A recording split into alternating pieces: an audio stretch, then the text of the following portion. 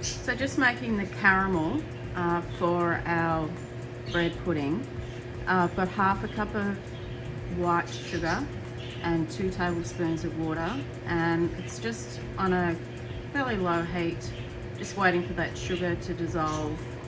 And I want the caramel to be a nice amber colour without getting it too dark, or it will have a burnt flavour.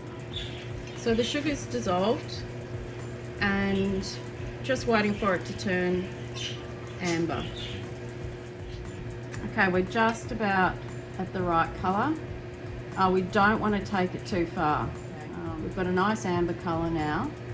I'm going to turn this off and I'm going to put it in the base of the pan that I'm going to cook the bread pudding in. So I have a nice thick coating of the caramel on the bottom of the pan. I've taken the crusts off the bread that I'm going to use in the bread pudding. The bulk of the crust, there's a little bit left on it, but the bulk of the crusts. I've got about 1 pound of bread, which I've broken into pieces, which are around about 1 inch each.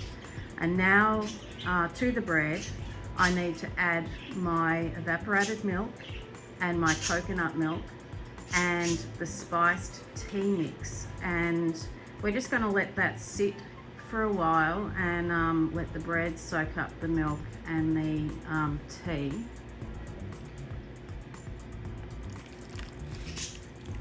I'll just add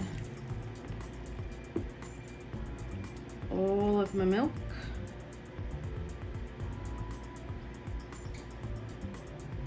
And the milk mix was 2 cups of evaporated milk and 2 cups of coconut milk. And I have in my spiced tea, which you saw me making up a little while ago, my spices, there's half a cup of water, and I've also got a teaspoon of vanilla. I'll add that in here as well. And we're just going to let the bread soak up the milk and soak up the tea mix. Going to give the bread mix just a quick stir to make sure that the milk and tea blend is just going all the way through the bread.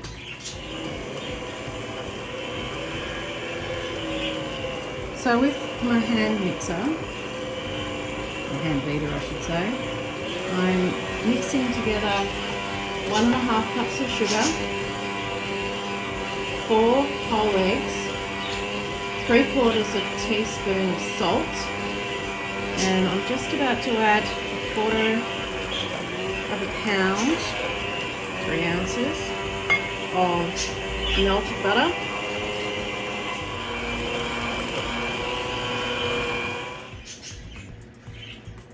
Now I'm going to add 1/2 cup of raisins. I'm just going to stir these in.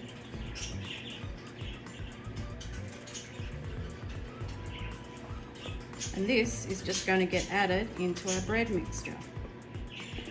Sugar, eggs, butter, salt, and sultanas.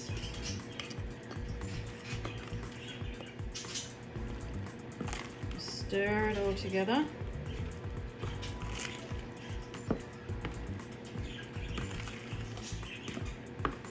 And we're just going to add this into our pan.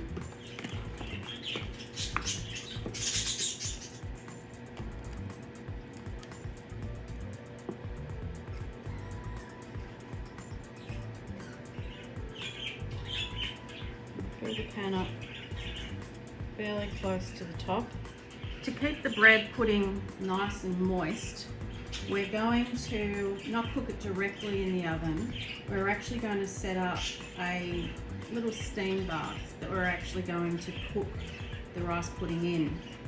So I've placed my smaller pan into a roasting pan, which is around about 2 inches deep, and I'm going to just add boiling water when I put this in the oven. So I'm going to add boiling water now to my roasting pan, and I want it to go about 1/2 inch up the side of the bread pudding.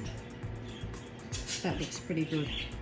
So now I'm going to put this into the oven, which has been preheated to 350 degrees. I'm going to check it in about 45 minutes. Just going to do a final check. Feels still soft but firm. Insert my skewer, take it out, and the skewer's coming out clean, so we're done with the cooking. So now I'll take it out of the oven and I'm going to let it cool, and then we'll take it out of the pan. I've taken the bread pudding out of the water bath, and I'm just going to let it sit on a cake cooling rack and let it cool down before I take it out of the pan. There you go. Voila! Looks delicious.